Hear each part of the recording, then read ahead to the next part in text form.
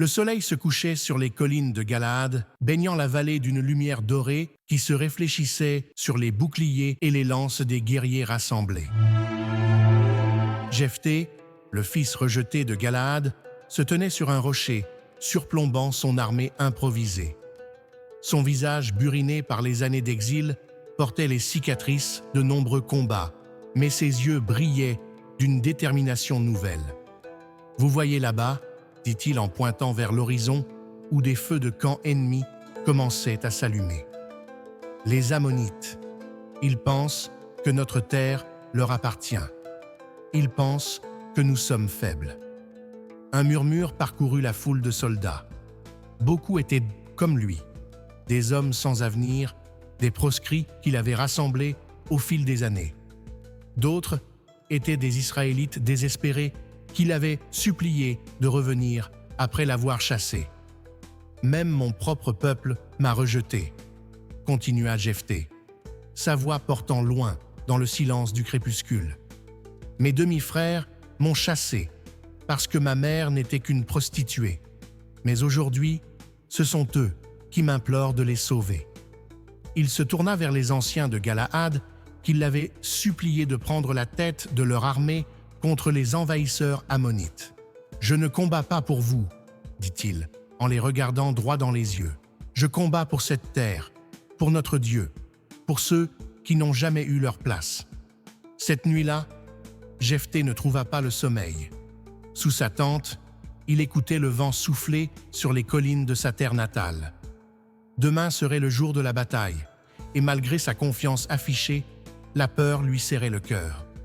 Les Ammonites étaient nombreux, bien équipés, et son armée n'était qu'un ramassis d'hommes désespérés. « Seigneur, murmura-t-il dans l'obscurité, toi qui as guidé notre peuple à travers le désert, toi qui as abattu les murs de Jéricho, je ne suis rien à tes yeux, un bâtard rejeté par les siens. Mais si tu me donnes la victoire demain, » Il s'arrêta, cherchant quoi offrir au Dieu Tout-Puissant.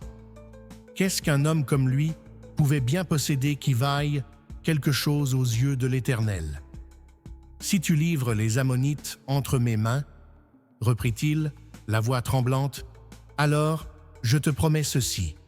La première personne qui sortira de ma maison à mon retour victorieux, je te l'offrirai en holocauste. » Les mots résonnèrent dans sa tente comme un coup de tonnerre.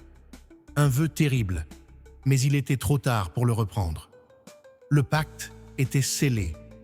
L'aube se leva sur la vallée, révélant les deux armées qui se faisaient face. Les Ammonites étaient effectivement plus nombreux, leurs armures étincelant au soleil levant. Mais Jephthé avait élaboré une stratégie audacieuse. « Nous allons diviser nos forces », expliqua-t-il à ses capitaines. « Pendant que je mènerai l'assaut frontal, Eliab contournera la colline avec ses archers. Quand ils nous verront charger, ils se concentreront sur nous, et c'est à ce moment que vous frapperez. » Le signal fut donné, et Jephthé mena personnellement la charge, son cri de guerre résonnant dans la vallée. Pour l'Éternel et pour Galaad. La bataille fut sanglante. À un moment, Jephthé se retrouva encerclé par 3 guerriers ammonites. Son bouclier brisé, une entaille profonde sur le bras, il semblait perdu. C'est alors qu'une flèche siffla dans l'air, frappant l'un de ses assaillants à la gorge. Les archers d'Eliab étaient arrivés à temps. Pris en tenaille, les Ammonites commencèrent à céder du terrain. Puis, ce fut la déroute. Jephthé poursuivit l'ennemi, conquérant 20 villes avant que le roi des Ammonites ne se rende finalement. La victoire était totale, miraculeuse même. « L'Éternel a tenu sa promesse », dit Eliab, bandant les blessures de Jephthé alors qu'il se préparait à rentrer. « Il t'a donné la victoire. » Soudain, le souvenir de son vœu frappa Jephthé comme un coup de massue. Dans l'euphorie de la victoire, il l'avait presque oublié. « Qu'y a-t-il, mon seigneur ?» demanda Eliab, remarquant son expression horrifiée. « Rien, » murmura Jephthé. « Rentrons à la maison. » À Mitzpa, dans la maison de Jephthé, sa fille unique Séra attendait avec impatience le retour de son père. Elle avait 16 ans, l'âge du mariage, et sa beauté faisait déjà parler dans toute la région. « Ma fille, dit Mika, la vieille servante qui l'avait élevée, ton père sera bientôt là. Les messagers disent qu'il a remporté une grande victoire. » Les yeux de Séra s'illuminèrent. « Alors, je dois l'accueillir comme il se doit. Je vais chercher mon tambourin et appeler mes amis. Nous danserons pour célébrer son retour triomphal. » Mika sourit, aidant la jeune fille à se préparer. Elle orna ses cheveux de fleurs printanières et sortit son plus beau tambourin, orné de clochettes d'argent. « Ton père sera si fier, » dit la vieille femme en contemplant la jeune fille. « Un jour, tu feras une magnifique épouse pour un homme fortuné. » Jephté chevauchait à la tête de son armée victorieuse, mais son cœur était lourd. Plus ils approchèrent de Mitzpa, plus l'angoisse le rongeait. Qui sortirait en premier de sa maison?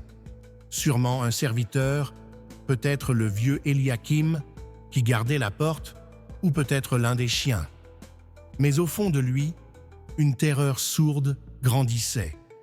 Lorsqu'ils arrivèrent en vue de la ville, les habitants sortirent à leur rencontre avec des cris de joie.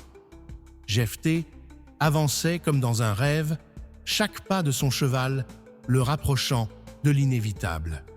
Et puis il la vit. À l'entrée de sa maison, Séra dansait au son du tambourin, entourée de ses amis. Ses longs cheveux noirs volaient autour d'elle alors qu'elle tournoyait, ses yeux fermés dans l'extase de la danse, le visage illuminé de fierté pour son père. « Non !» murmura Jephté, si bas que personne ne l'entendit. « Non, pas elle. » Lorsqu'elle aperçut son père, Séra laissa tomber son tambourin et courut vers lui, écartant la foule. « Père !» cria-t-elle en se jetant dans ses bras alors qu'il descendait de cheval. Jephté la serra contre lui, incapable de parler. Puis, sous les yeux des soldats et des habitants rassemblés, il déchira ses vêtements dans un geste de deuil et tomba à genoux. « Ma fille !» s'écria-t-il, les larmes coulant librement sur son visage. « Tu me plonges dans le malheur. J'ai fait un vœu à l'Éternel et je ne peux le reprendre. » Le visage de Séra blêmit. « Quel vœu, père ?» Jephté lui raconta alors sa promesse à Dieu, comment il avait juré d'offrir en holocauste la première personne qui sortirait de sa maison si la victoire lui était accordée. Un silence de mort tomba sur l'assemblée. Même le vent semblait s'être arrêté de souffler. Puis, contre toute attente, Séra se redressa et posa une main sur l'épaule de son père. « Tu as fait un vœu à l'Éternel, père, » dit-elle doucement. « Tu dois le tenir. Mais accorde-moi ceci. Laisse-moi 2 mois pour aller dans les montagnes avec mes amis et pleurer ma virginité, car je ne connaîtrai jamais les joies du mariage. » Jephté la regarda, stupéfait par son courage. « Va !» dit-il simplement. Les 2 mois passèrent comme un songe fiévreux. Jephté errait dans sa maison comme une âme en peine, tandis que dans les montagnes, Séra et ses compagnes pleuraient son destin tragique. Certains des anciens vinrent voir Jephté, argumentant qu'un tel vœu ne pouvait être agréable à Dieu, qu'il y avait peut-être un autre moyen. Mais Jephté restait inflexible. « Un vœu est un vœu, » répétait-il.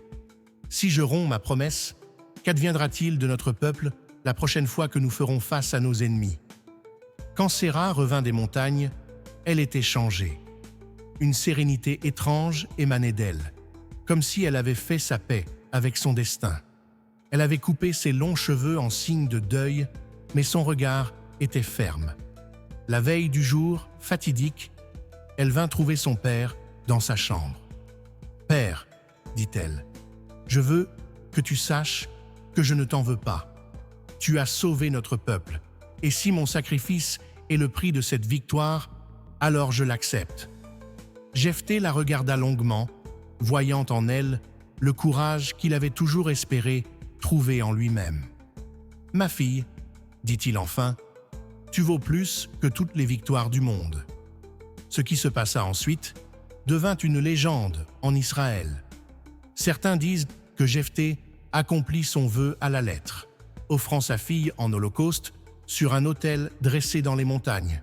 D'autres racontent qu'à la dernière minute, un ange intervint, comme lors du sacrifice d'Isaac, et que Séra fut épargnée mais consacrée au service de Dieu, condamnée à une vie de solitude dans un sanctuaire reculé. Ce qui est certain, c'est que chaque année, pendant 4 jours, les jeunes filles d'Israël se retiraient dans les montagnes pour commémorer le sacrifice de la fille de Jephthé. Et Jephthé lui-même, il gouverna Israël pendant 6 ans, mais jamais il ne se remit de ce jour terrible.